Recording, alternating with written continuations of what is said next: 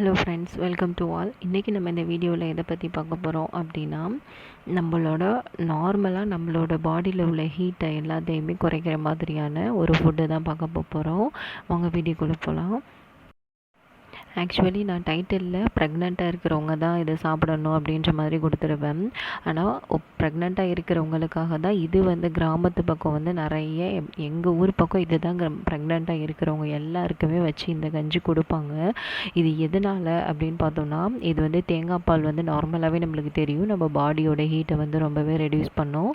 அதுக்கப்புறம் அதில் இருக்கிற வெந்தயமும் எவ்வளோ குளிர்ச்சி அப்படின்றது உங்கள் எல்லாருக்குமே தெரியும்.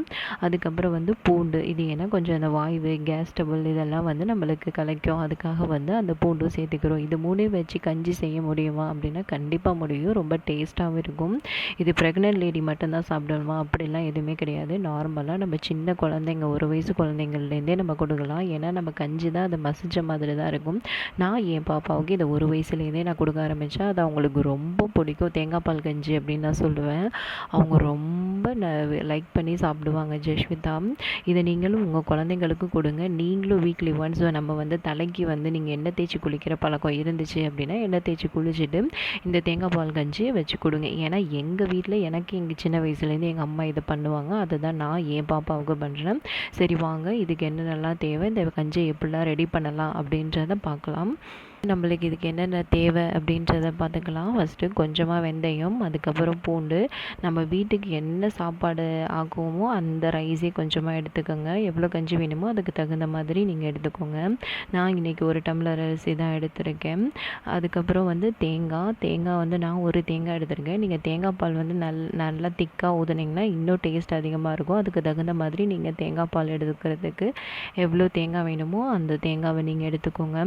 இப்போ நான் எப்படி பண்ணியிருக்கேன் அப்படின்னு பார்த்தோன்னா, ஃபஸ்ட்டு கொஞ்சோண்டு சாப்பாடு அரிசி தான். அந்த சாப்பாடு அரிசியை நல்லா கழுவிட்டேன், வாஷ் பண்ணிவிட்டு. அதே மாதிரி பூண்டு, வெந்தயம் இதையும் போட்டு நல்லா கழுவிட்டேன். கழுவி இதில் கொஞ்சமாக தண்ணி, உப்பு போட்டு நான் ஸ்டவ் ஆன் பண்ணி வச்சுட்டு இது வெந்துக்கிட்டே இருக்கிற அந்த கொஞ்ச நேரத்தில் நம்ம தேங்காய் பால் இப்போ ரெடி பண்ணிடலாம்.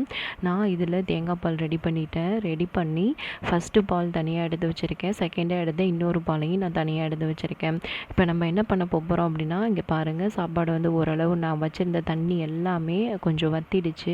இப்போ நான் செகண்டாக அரைச்சி வச்சுருந்தேன்ல தேங்காய் பால், அதை இப்போ ஊற்றிட்டு நல்லா கிளறேன். உப்பு நீங்கள் தேவையாக டேஸ்ட்டுக்கு தகுந்த மாதிரி போட்டுக்கோங்க. இப்போ நான் நல்லா கிளறேன். நீங்கள் பாருங்கள், நல்லா சாப்பாடு வெந்து வந்துடுச்சு.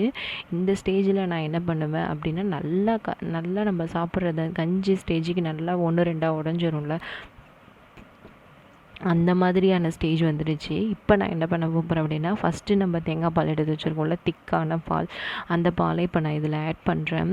இந்த பாலை நம்ம ஆட் பண்ணிவிட்டு ரொம்ப நேரமாலாம் நம்ம வச்சுருக்கக்கூடாது, டேஸ்ட் மாறிடும். இந்த ஃபஸ்ட்டு நம்ம எடுத்த திக்கான தேங்காய் பாலை ஊற்றி ஜஸ்ட் ஒரு 5 மினிட்ஸ் வைங்க. ரொம்ப கொதிக்கணுன்ற அவசியம் இல்லை. ஊற்றி கொஞ்சம் கிளறிட்டு ஸ்டவ்வை ஆஃப் பண்ணிடுங்க. இது ரொம்பவே டேஸ்ட்டாக இருக்கும். நீங்கள் கண்டிப்பாக சாப்பிட்டு பார்த்துட்டு எனக்கு என்னோடய சேனலை சப்ஸ்கிரைப் பண்ணுங்கள், லைக் பண்ணுங்கள், ஷேர் பண்ணுங்கள்.